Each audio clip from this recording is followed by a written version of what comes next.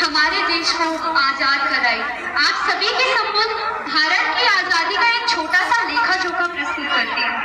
1852 सन 1852 में अंतिम मुगल बादशाह बहादुर शाह जफर की मृत्यु हो चुकी थी। अंतिम मुगल बादशाह की मृत्यु के बाद सत्ता अंग्रेजों के हाथों में आ गई थी। सन 1857 की क्रांति को भारतीय इतिहास में प्रथम स्वतंत्रता संग्राम माना जाता है।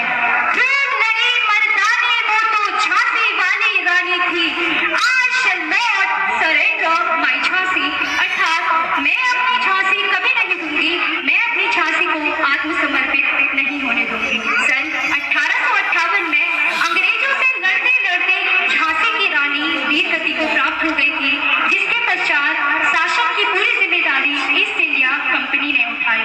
सन 1860 से 1861 तक मद्रास बिहार में एक भयंकर अकाल पड़ा, जिसमें करीबन 20 लाख लोगों की मौत हुई, जिसमें केवल उड़ीसा में ही 10 लाख लोगों की मौत हो गई। 1905 में बंगाल का विभाजन हुआ। बंगाल को दो भागों में विभक्त किया गया, पूर्वी बंगाल तथा पश्चिमी बंगाल। इसके पश्चात कई ऐसे प्रयास करने के बाद हमारा देश अंततः 15 अगस्त 1947 को आजाद हुआ, जिसे हम आज मना रहे हैं। इसके बाद 62, 65 और 71 के युद्ध में अपना सुहाग गंवा देने वाली औरतों की स्थिति कुछ इस प्रकार हो गई थी कि प्यार भी भरपूर किया,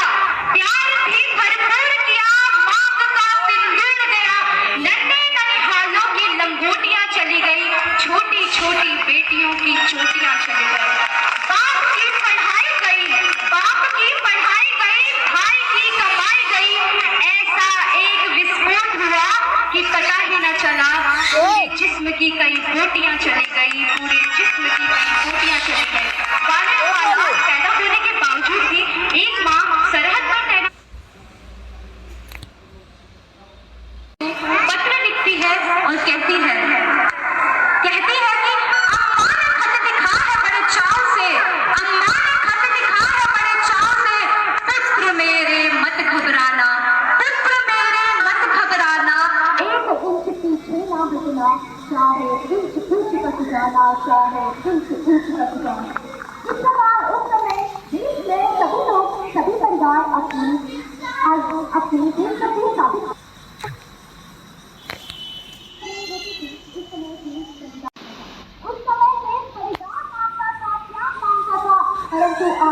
परंतु आज न देश बलिदान मानता है न त्याग मानता है। मेरे अनुसार अपना काम पूरी ईमानदारी एक लड़की दे रही तुम्हें बाहों में इतनी जबरदस्त, मन प्रसन्न हो गया।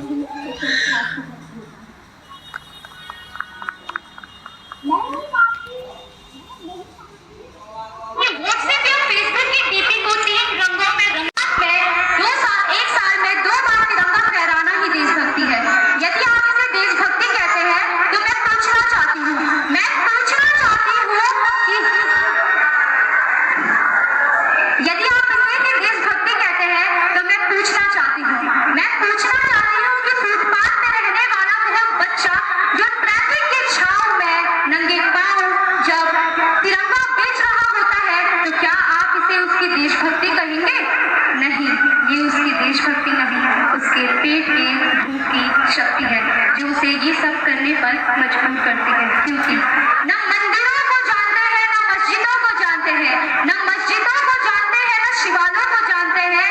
जो पेट के भूखे होते हैं ना, वो तो भोजन के एक निवालों को जानते हैं, I being a daughter of this motherland, I being a student, I being an Indian, proud to be an Indian। हमें बड़ी बड़ी बातें नहीं, छोटी छोटी कोशिशें करनी होंगी, क्योंकि ठोकर हमें पहाड़ों से नहीं पत्थरों से लगा करती है।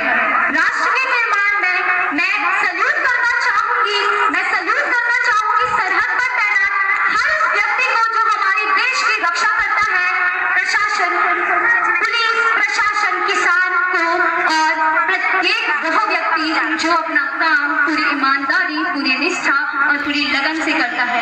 मैं इस मंच पर पूरी जिम्मेदारी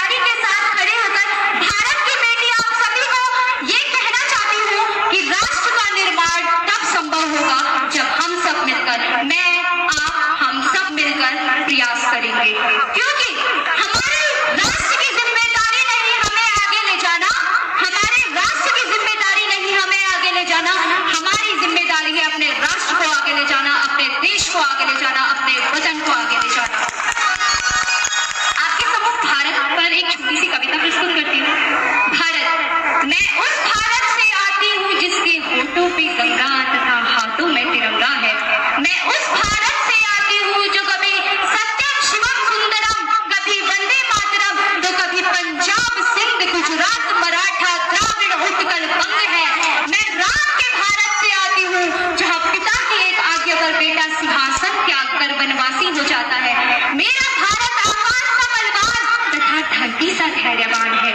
मेरा भारत प्रेम का पुण्यलोक तथा अहिंसा का जन्म स्थान है। और अगर नारी पर अनादर हो जाए तो हमारा बच्चा बच्चा भी हनुमान है, हमारा बच्चा बच्चा भी हनुमान है। मैं